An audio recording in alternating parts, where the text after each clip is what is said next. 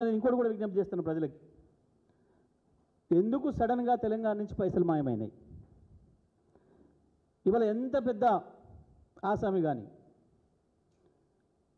ఎంత పెద్ద పెట్టుబడిదారు, ఎంత పెద్ద పారిశ్రామికవేత్త, ఎంత పెద్ద రియల్టర్ ఎవరు బలకరించినా ₹1,00,000 లేవన్నా, ₹1,00,000 దొరుకుతలేవని మాట్లాడుతున్నారు.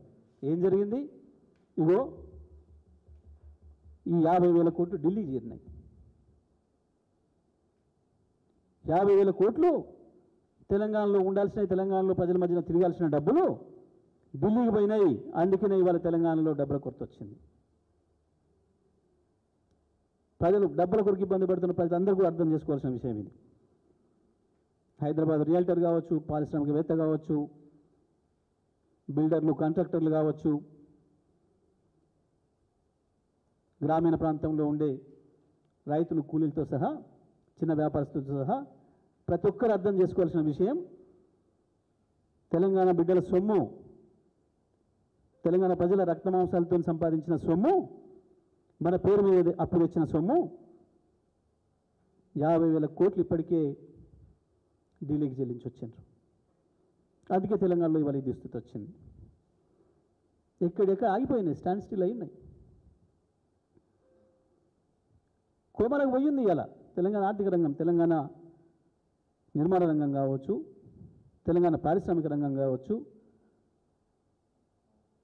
తెలంగాణలో వ్యవసాయ భూముల అమ్మకాలు కొనుగోలు కావచ్చు, ఫ్లాట్లు అమ్మకాలు కొనుగోలు కావచ్చు, కోమల పోయినాయి ఇవాళ.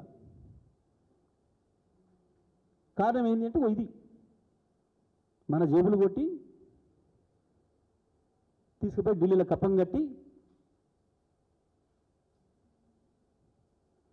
అద్భుతంగా పచ్చగా నిండుగా నీళ్ళతో కలకలాడిన తెలంగాణ ఇవాళ ఎడారిగా మారుస్తున్నారు దుర్మార్గంగా.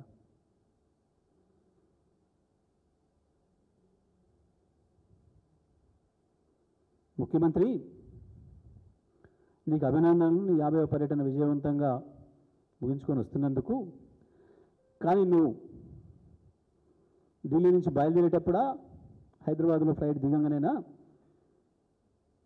నీ చిట్చాట్లు గిట్చాట్లే కాదు, నేరుగా రిపోర్టర్లను పిలుచుకొని నీ 50వ పర్యటనతో సాధించిన నీ విజయం ఏందో, ఇప్పటికీ రాష్ట్రానికి ఏమేమి తెచ్చినావో నీ పర్యటన వల్ల రోతిని వచ్చేది కాకుండా ఒక్కసారి చెప్పి, ఏం తేలకపోతే నువ్వు చేసింది తప్పు అని చెప్పి క్షమాపణలు చెప్పు. నేను చాలా స్ట్రేట్గా అడుగుతున్నా. నేనేం దొంగ తిరుగుడు లేదు, నేనేం బూతులు మాట్లాడలేదు, నేనేం అర్థం కాని భాష ఉపయోగించలేదు. చాలా స్ట్రేట్గా నేను అడుగుతున్నా. నీకు అర్థమయ్యే భాషలోనే అడుగుతున్నాను అనుకుంటున్నా.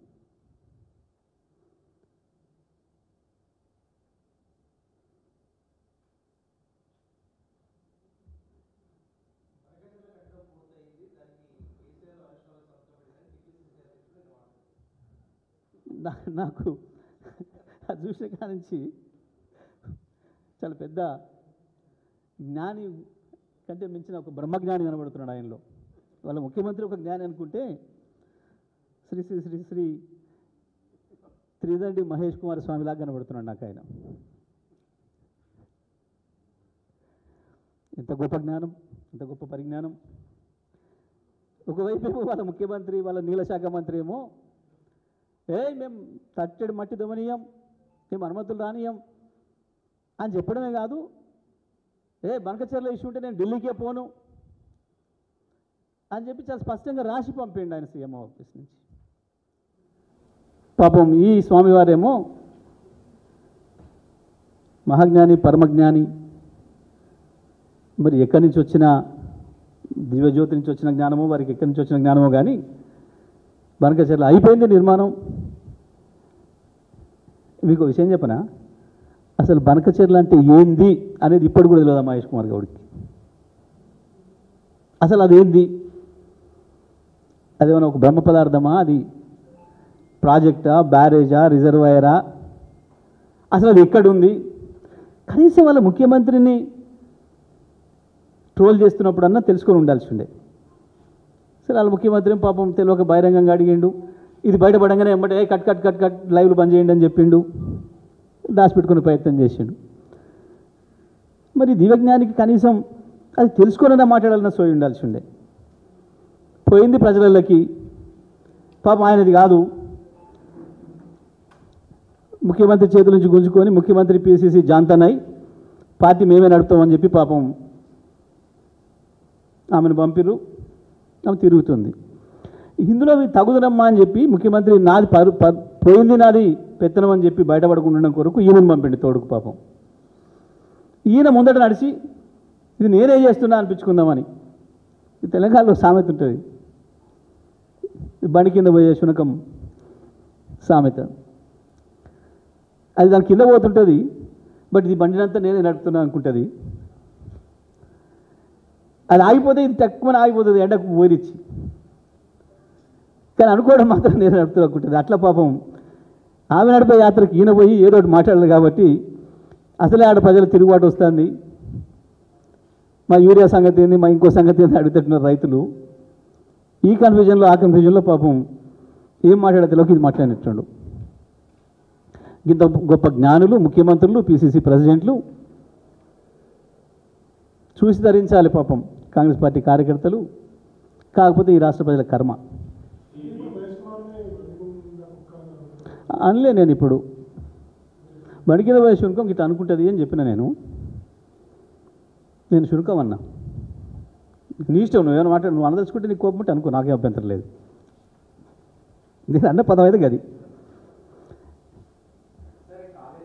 నేను అన్నది అన్నట్టు రాస్తే చాలు, చెప్తే చాలు. దాని మీద ఏం రాని నేను ఎదుర్కొంటా, నాకు అభ్యంతరం లేదు సార్. మంచి ప్రశ్న వేసారు. కాళేశ్వరం నివేదిక విషయంలో ఒక్కొక్క ఆయన పరకాయ ప్రవేశం చేసి ఇష్టం వచ్చిన పద్ధతుల్లో రాస్తున్నారు, మాట్లాడుతున్నారు. దయచేసి నేను మళ్ళొకసారి విజ్ఞప్తి చేస్తున్నా.